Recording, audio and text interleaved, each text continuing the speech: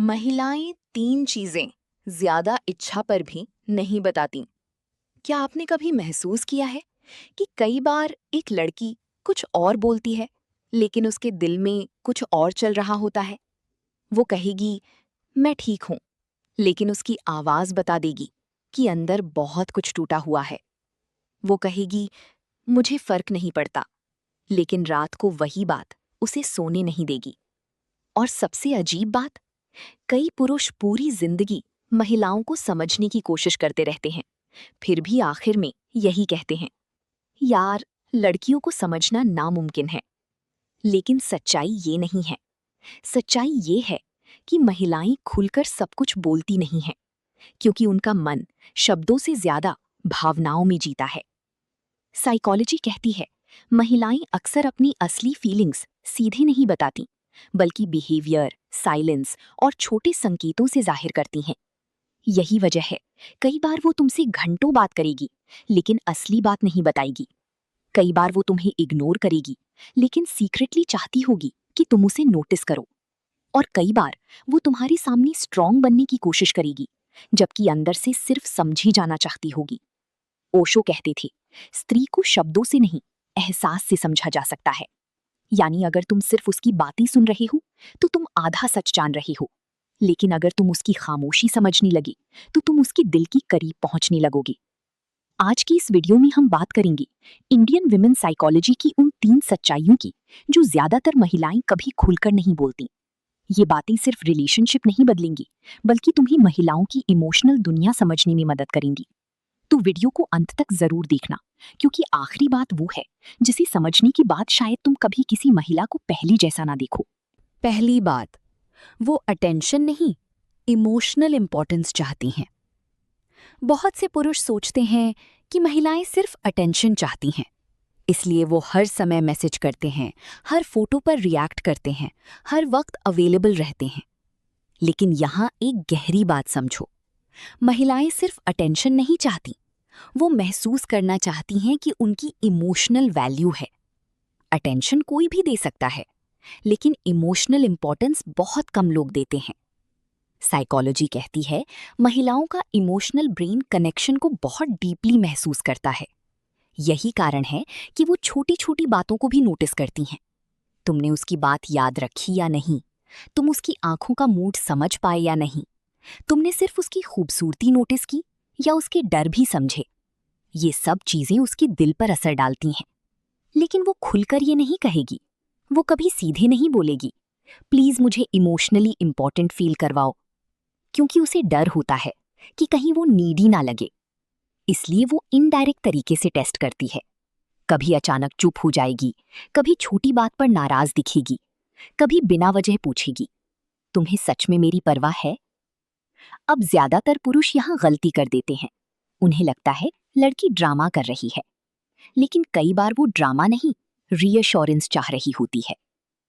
Stoic psychology कहती है, हर इंसान सीक्रेटली ये जानना चाहता है कि उसकी वैल्यू है। महिलाएं भी यही चाहती हैं। लेकिन इंडियन कल्चर में बहुत सी लड़कियां ओपनली अपनी इमोशनल जरूरतें एक्सप्रेस नहीं कर पाती। उन्हें बचपन से सिखाया जाता है, ज्यादा फीलिंग्स मत दिखाओ, ज्यादा अटैच मत हो, अपनी जरूरतें कम रखो। और यही कारण है कि वो अपनी इमोशनल डिजायर्स को इनडायरेक्ट बिहेवियर में बदल देती हैं। एक लड़की बाहर से स्ट्रांग दिख सकती है, लेकिन अंदर से चाहती है कि कोई बिना कहे उसकी फीलिंग समझ जाए। ओशो कहते थे, प्रेम वहां शुरू होता है जहां समझ बिना शब्दों के होने लगे। अब यहाँ एक खतरनाक सच्चाई समझो, जब कोई महिला इमोशनली इग्नोर्ड महसूस करती है, तो वो धीरे धीरे इमोशनली दूर होने लगती है। शुरुआत में वो शिकायत करेगी, फिर एक्सप्लेन करेगी, फिर उम्मीद करेगी, और एक दिन अचानक शांत हो जाएगी। और यही साइलेंस सबसे खतरनाक होता है, क्योंकि जब महिला कंप्लेन करना बंद कर दे, तो कई बार उसका दिल भी दूर होने लगता है। इसलिए अगर तुम किसी महिला को सच में समझना चाहते हो, तो सिर्फ उसकी बातें मत सुनो, उसकी इमोशनल नीड्स समझो, क्योंकि कई बार वो अटेंशन नहीं, बस ये महसूस करना चाहती हैं कि मैं तुम्हारी जिंदगी में खास हूं। दूसरी बात, वो स्ट्रांग दिखती है, लेकिन इमोशनल सेफ्टी चाहती है। आज की इंडियन विमेन पहले से ज्यादा इंडिपेंडेंट हो चुकी हैं। वो पढ़ रही हैं, काम कर रही हैं, अपने फैसले खुद ले रही हैं। लेकिन इसके बावजूद उनके भीतर एक इमोशनल दुनिया होती है जिसे वो हर किसी के सामने नहीं खोलती। बहुत सी महिलाएं बाहर से टफ दिखती हैं, लेकिन अंदर से सिर्फ सेफ महसूस करना चाहती हैं। साइकोलॉजी में इसे इमोशनल सेफ्टी नीड कहा जाता है, यानी ऐसा इंसान जिसके सामने वो बिना डर के खुद बन सके, जहां उसे हर समय जज ना किया जाए, जहां उसे वीक होने की परमिशन मिले। लेकिन वो ये बात खुलकर नहीं बोलती। क्यों? क्योंकि उन्हें डर होता है अगर उन्होंने अपनी वल्नरेबिलिटी दिखा दी तो कहीं सामने वाला उसका गलत फायदा ना उठा ले। यही कारण है कि बहुत सी महिलाएं अपनी असली इमोशंस छुपा लेती हैं। वो हंसती रहेंगी, मजाक करेंगी, स्ट्रांग बनने की कोशिश करेंगी, लेकिन रात को अकेली ओवरथिंक करती रहेंगी। एक लड़की कई बार तुम्हारे सामने एटीट्यूड दिखाएगी, लेकिन सीक्रेटली चाहती होगी कि तुम उसके बिहेवियर के पीछे छुपा डर समझो। और यही चीज बहुत कम पुरुष समझ पाते हैं। ज्यादातर पुरुष सिर्फ वर्ड सुनते हैं, लेकिन मैच्योर पुरुष इमोशंस पढ़ते हैं। स्टोइक फिलॉसफी कहती है, जिस व्यक्ति को खुद पर नियंत्रण है वही दूसरे को सुरक्षा दे सकता है। महिलाएं अक्सर उस पुरुष की तरफ अट्रैक्ट होती हैं जिसके आसपास उन्हें मेंटल पीस महसूस हो, ना कि सिर्फ एक्साइटमेंट।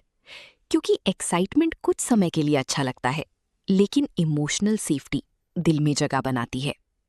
एक लड़की उस पुरुष को जल्दी नहीं भूलती जिसके सामने वो बिना मेकअप, बिना डर, बिना एक्टिंग के खुद बन सकी हो। ओशो कहते थे, स्त्री प्रेम में तभी खिलती है जब उसे डर ना हो। अब यहाँ इंडियन सोसाइटी की एक और सच्चाई समझो। बहुत सी लड़कियां इमोशनली हर्ट होने के बाद खुद को हार्ड बना लेती हैं। वो जल्दी ट्रस्ट नहीं करती, जल्दी खुलती नहीं, हर किसी पर भरोसा नहीं करती।